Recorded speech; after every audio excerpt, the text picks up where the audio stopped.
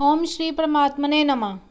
संबंध। अब पीछे के श्लोक को पुष्ट करने के लिए भगवान आगे के श्लोक में उदाहरण देते हैं। कर्मजम बुद्धियुक्ता ही फलम त्यक्त्वा मनीषिणः जन्म बंधन विनिर्मुक्ता पदम गच्छन्त्यान्यम्।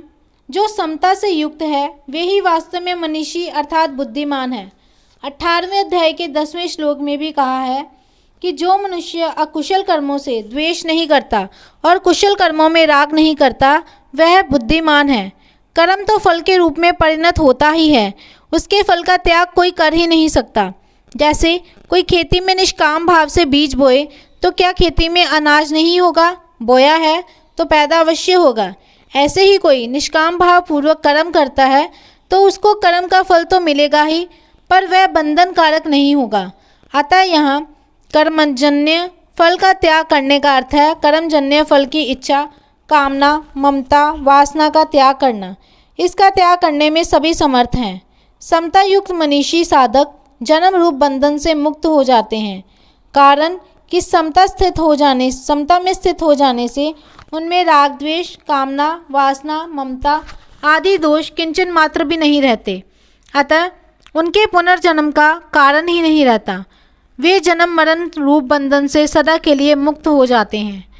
आमे नाम रोग का है। रोग एक विकार है जिसमें किंचन मात्र भी किसी प्रकार का विकार ना हो, उसको अनामे अर्थात निर्विकार कहते हैं।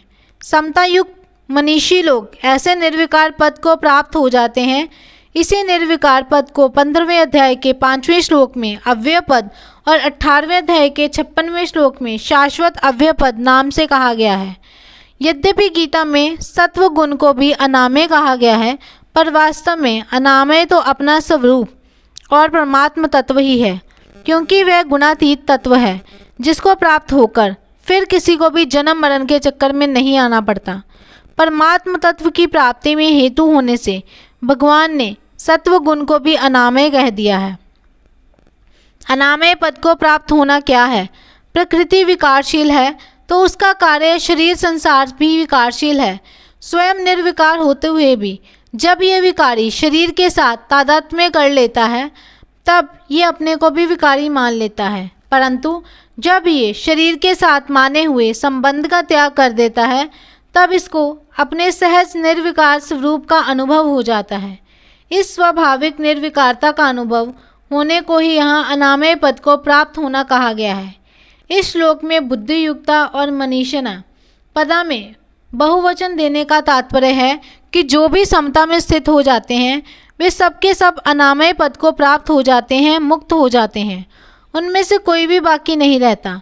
इस तरह समता अनामय पद की प्राप्ति का अचूक उपाय है। इससे ये नियम सिद्ध होता है कि जब उत्पत्ति विनाशशील पदार्थों के साथ संबंध नहीं रहता तब स्वतः सिद्ध निर्विकारता का अनुभव हो जाता है। इसके लिए कुछ भी परिश्रम नहीं करना पड़ता, क्योंकि उस निर्विकारता का निर्माण नहीं करना पड़ता, वह तो स्वतः स्वाभाविक ही है। परिशिष्ट भाव। कर्मों में योग ही कुशलता क्यों है? इसका कारण ही पद से इस श्लोक में बताते हैं। सात्विक कर्म का फल निर्मल है, राजस कर्म का फल दुख है और तामस कर्म का फल मूढ़ता है। इन तीनों प्रकार के फलों का समता युक्त मनुष्य त्याग कर देता है। कर्मजन्य फल के त्याग के दो अर्थ हैं, फल की इच्छा का त्याग करना और कर्मों के फल स्वरूप अनुकूल प्रतिकूल परिस्थिति प्राप्त होने पर सुखी दुखी ना होना।